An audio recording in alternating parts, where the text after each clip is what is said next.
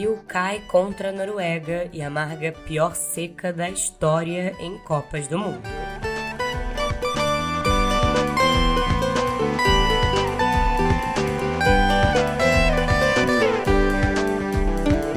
Flávio Bolsonaro chega aos Estados Unidos para debater tarifaço enquanto o Brasil negocia.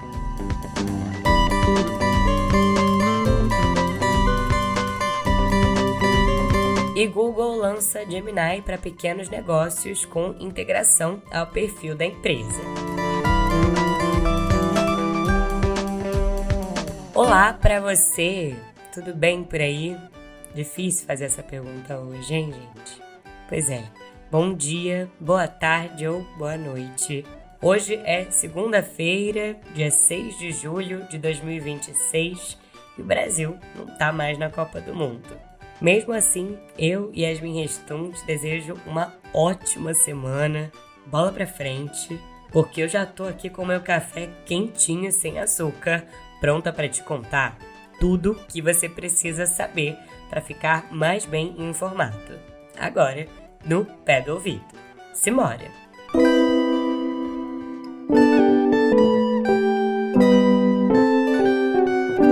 Abrindo a editoria de Viver, olha, foram necessários apenas 10 minutos para que a Noruega tivesse as oportunidades que precisava para eliminar o Brasil nas oitavas de final da Copa do Mundo neste domingo em Nova Jersey, na pior classificação do Brasil desde 1990, quando caiu para a Argentina nessa mesma fase. Erling Braut Haaland foi o nome do jogo, marcando os 2 gols noruegueses da partida. Sheldon limpou o primeiro, passou do Endrick, fez cruzamento, Haaland! Gol da Noruega! Era a bola que a gente sabia que se chegasse iria nos complicar. A bola veio para a cabeça do camisa 9, um jogador extra classe, um dos maiores atacantes do futebol mundial, um jogador letal. Veio na cabeça de Erling Haaland e a Noruega larga na frente aos 34 minutos de jogo. Olha o Haaland, bateu! Gol da Noruega! E agora? Acabou, né? Agora acabou. O Brasil tinha uma missão do jogo: marcar Erling Haaland. Tem vezes que é impossível marcar. Não era o caso. O Neymar ainda descontou nos acréscimos de pênalti, fechando o placar da derrota por 2-1. Para bater com o pé direito, partiu para a bola com paradinha, vem Neymar,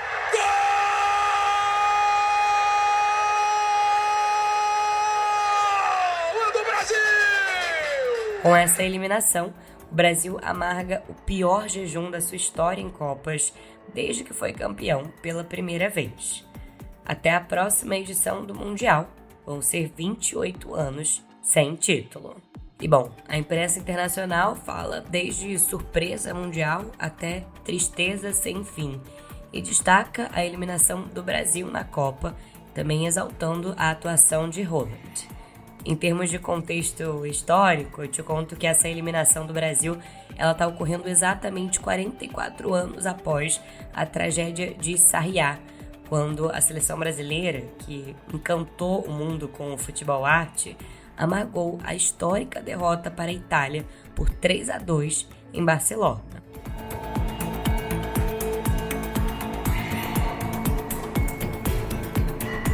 E bom, assim, os primeiros classificados para as quartas de final foram conhecidos no sábado, quando a França derrotou o Paraguai por 1-0 na Filadélfia, com um gol de pênalti convertido por Kylian Mbappé. Antes, o Marrocos venceu o Canadá por 3-0 em Houston, com 2 gols de Azzedine Ounahi e outro de Soufiane Rahimi no final da partida. As duas equipes, França e Marrocos, se enfrentam nesta próxima quinta-feira por uma vaga nas semifinais. E as temperaturas voltaram a subir na Europa. Centenas de bombeiros combateram incêndios florestais em Portugal, França e Espanha neste domingo. O fogo devastou mais de 17 mil hectares de terra, o que equivale a 17 mil campos de futebol nesses 3 países, Portugal, França e Espanha. Só em Portugal, um incêndio devastou 13 mil hectares. Meteorologistas dizem que a onda de calor pode durar até o próximo final de semana. E olha, dados mostram que a França, a Bélgica e a Holanda registraram 3.700 mortes a mais durante a onda de calor extremo em junho. As altas temperaturas impulsionadas pelas mudanças climáticas entre 20 e 28 de junho foram as piores já registradas na Europa, causando danos à infraestrutura e sobrecarga nos sistemas de saúde. Só na França foram registradas 2.025 mortes em excesso durante esse período, de 20 a 28 de junho. E isso é um aumento de quase 30% em relação à semana anterior. Mais de 2/3 da população europeia, o que dá mais ou menos 410 milhões de pessoas, enfrentaram termômetros acima de 35 graus Celsius na segunda quinzena de junho. E bom, falando nisso, a Organização Meteorológica Mundial afirmou na sexta-feira que o El Niño provavelmente vai se intensificar até setembro e vai ser forte. Segundo a secretária-geral da Organização Meteorológica Mundial, a Celeste Saulo, isso pode aumentar o risco de ondas de calor terrestres e marinhas em muitas regiões do mundo. A agência da ONU explica que os efeitos do El Niño vão ser sentidos em diferentes regiões até o final do ano e vão se estender até 2027.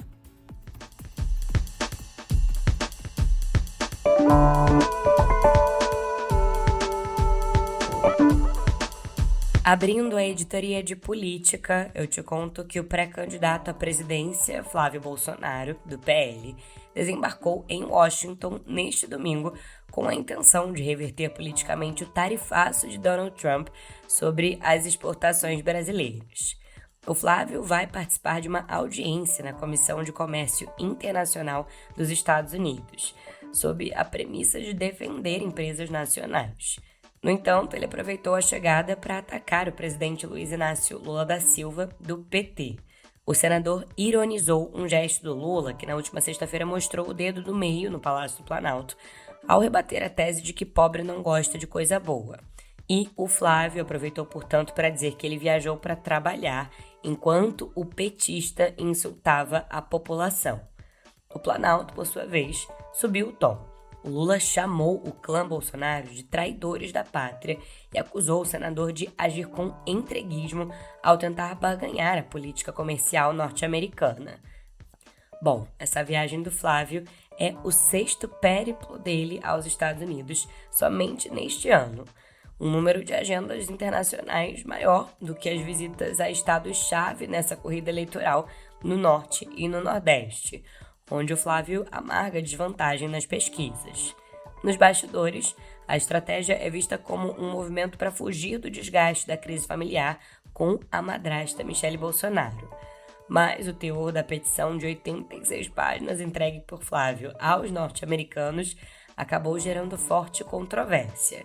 É que nesse documento, o pré-candidato argumenta explicitamente que a imposição de barreiras tarifárias pela gestão Trump agora representaria uma vitória política para o Lula nas urnas, sugerindo que qualquer punição econômica ao Brasil seja adiada para depois das eleições de outubro.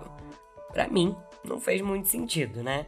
Bom, o Planalto assumiu nos bastidores que é improvável reverter o tarifaço de até 37,5% sinalizado por Trump, cujo prazo final de decisão é no dia 15 de julho.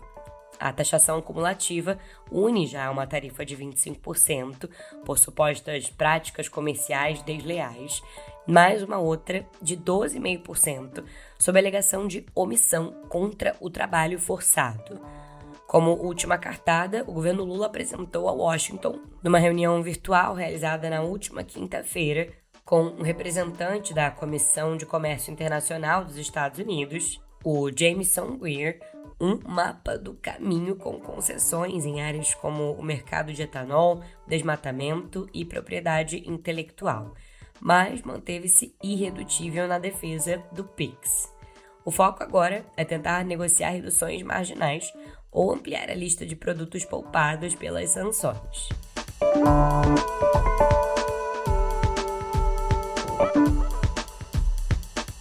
Enquanto isso, aliados de Michele Bolsonaro e de Flávio já admitem que as chances da ex-primeira-dama engajar na pré-campanha presidencial do enteado são quase nulas. O entorno da Michele acusa o senador de não frear a fritura e os ataques virtuais contra ela, que incluíram o disparo por um parlamentar bolsonarista de uma montagem dela com camisa do PT. Publicamente, o Flávio elogiou o trabalho da madrasta, mas emendou que ela está completamente desinformada ao sugerir que o Flávio teria ido à festa do ex-banqueiro Daniel Vorcaro, a tal festa das astronautas, lembra? Pois é, ele também insinuou que a Michele está sendo induzida. De qualquer forma, a ausência da Michele abre um flanco importante na pré-campanha do Flávio, já que ela era vista como a principal arma para atrair o eleitorado feminino e evangélico. Segundo a última pesquisa Genial Quest, embora o Lula lidere sim no cenário geral por 39% a 29%, a vantagem do petista entre as mulheres salta para 41% contra apenas 24% do Flávio. Uma ala do PL minimiza o estrago, apostando que a polarização vai garantir o voto conservador no segundo turno de qualquer forma.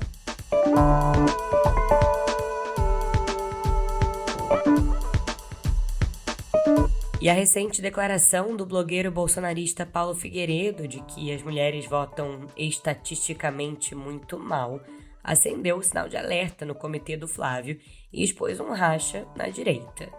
Um levantamento do Instituto Democracia em Cheque revela que essa fala ativou redes radicalizadas que defendem abertamente a restrição ao voto feminino, importando teses do nacionalismo cristão dos Estados Unidos, como o voto familiar, por exemplo, onde apenas o homem vota pelo núcleo. O termo voto feminino teve 23 mil menções na última semana, impulsionado também pelo vídeo da influenciadora Pietra Bertolazzi, que se posicionou contra o sufrágio das mulheres. O pico do debate coincidiu justamente com a saída da Michele Bolsonaro do PL Mulher. Na opinião da jornalista Miriam Leitão, que escreveu na sua coluna no jornal O Globo, no conto de Aya, a genial Margaret Atwood criou o mundo ficcional de Gilead, em que a mulher é confinada ao papel de reprodutora, e que esse é o sonho da ultradireita. O que houve na semana passada, segundo a Miriam Leitão, não foi apenas mais um ultraje, foi a defesa de um projeto.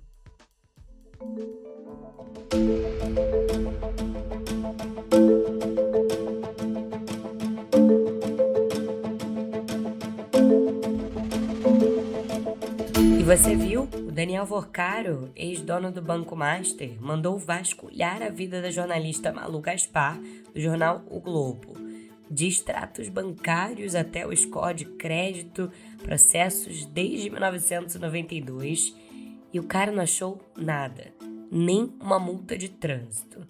Então, tentou comprá-la, com uma proposta milionária feita pelo banqueiro e pelo publicitário Tiago Miranda, sócio do portal Léo Dias e dono da agência MIT. Só que também não rolou. Tem uma coluna incrível da Marilis Pereira Jorge que detalha como a Malu saiu dessa ofensiva lá no YouTube do canal Meio. Fica a dica.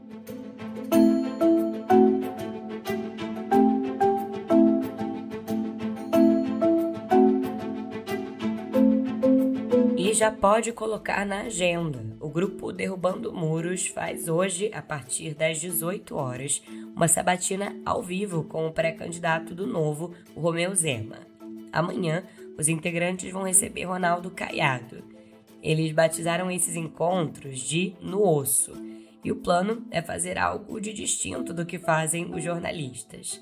Ao invés de uma entrevista, o grupo Derrubando Muros planeja esmiuçar que tipo de presidente cada postulante ao cargo seria, sem poupar os políticos nas suas contradições.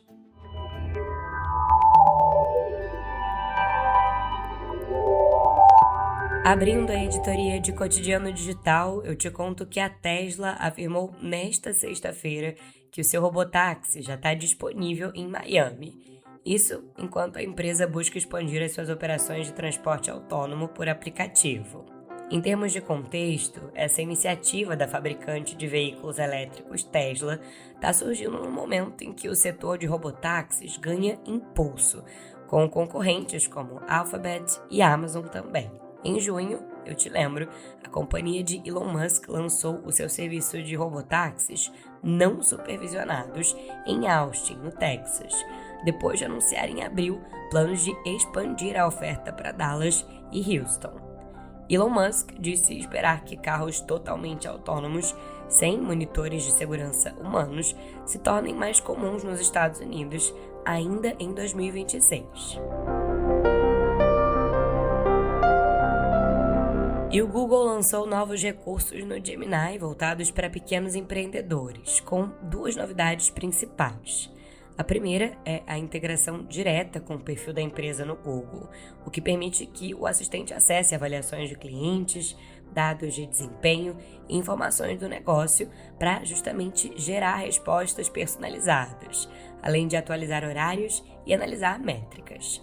A segunda atualização é o Caderno de Negócios, que é um espaço centralizado onde o Gemini organiza conversas, fontes e o contexto da empresa, alertando sobre itens pendentes e sugerindo ações com base nos dados do negócio. Esses dois recursos já estão disponíveis em todo o mundo. E me conta, você já sentiu frio na barriga pensando se a inteligência artificial vai roubar o seu emprego ou se aquele vídeo nas redes sociais é de verdade? Pois é, você não está sozinho nessa. Uma pesquisa recente da Febraban com o IPESP, divulgada pelo jornal Estado de São Paulo, mostra que 92% dos brasileiros já ouviram falar de inteligência artificial, mas o sentimento está muito dividido entre o entusiasmo e a preocupação. O desemprego assusta mais da metade dos entrevistados, só que o maior medo mesmo são os golpes digitais e as notícias falsas nesse ano eleitoral. Isso tira o sono de mais de 70% das pessoas. No fim das contas, a maioria admite que ainda não conhece bem ferramentas populares, como o ChatGPT, por exemplo.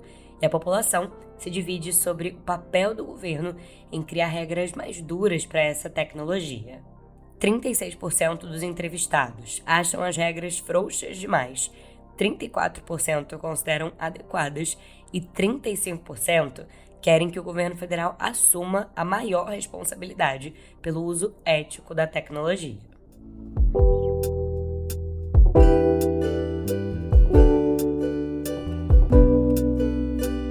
Chegando à editoria de cultura, eu te conto que O Grande Sertão Veredas, um clássico da nossa literatura e de Guimarães Rosa, que completa 70 anos agora em 2026, vai ganhar novas traduções em inglês e alemão no início de 2027. A versão inglesa ela ganha vida com a tradutora australiana Alison Entrekin, que iniciou o projeto em 2014.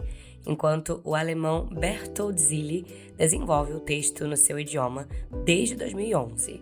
Sob o título Vastlands: The Crossing, o livro de Alison busca ser uma tradução mais bem-sucedida que a lançada lá em 1963 por Harriet D. Onís e James L. Taylor. Bastante criticada, inclusive, por simplificar a complexidade da voz rosiana, que cria inúmeros neologismos.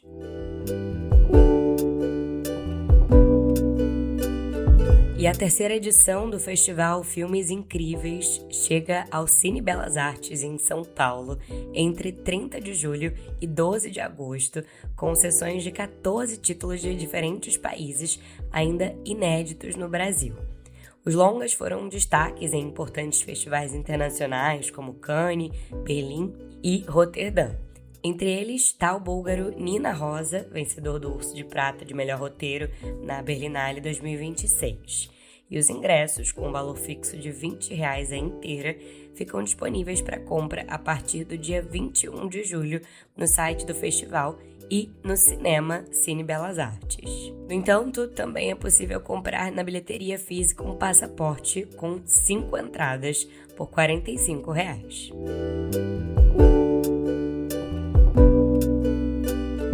E escuta só essa: os atores Leonardo DiCaprio e Christian Bale vão estrelar a sequência de Fogo contra Fogo do diretor Michael Mann, cujas filmagens começam em novembro. Isso, segundo fontes próximas, disseram ao portal The Wrap. Bale vai interpretar o Vincent Hanna, que é o obstinado detetive da divisão de roubos e homicídios da polícia de Los Angeles, papel que foi do Al Pacino no Fogo contra Fogo original, enquanto o DiCaprio vai viver o Chris Ellis, que foi encarnado por Val Kilmer. O diretor Michael Mann retorna para escrever e dirigir essa sequência, que teve origem no romance escrito por ele e Meg Gardner, lançado em 2022. O elenco pode ainda contar com Adam Driver e Stephen Graham, cujas negociações ainda estão em andamento.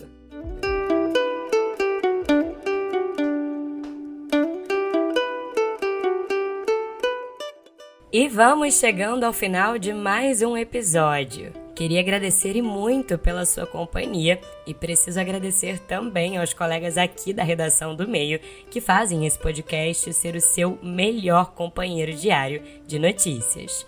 Adriano Oliveira, Caio Melo e Ian Boechat. Além, é claro, da supervisão dos editores executivos Leonardo Pimentel e Maria Paula Lete e da editora-chefe Flávia Tavares.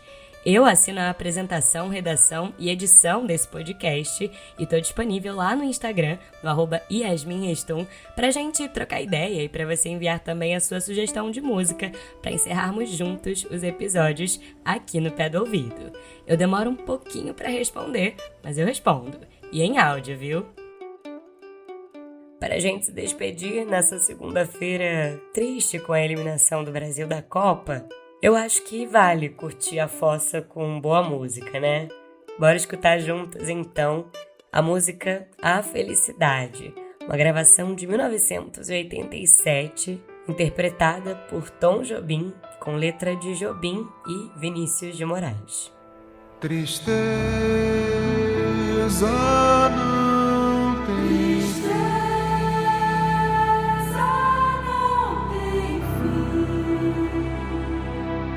felicidade, sim.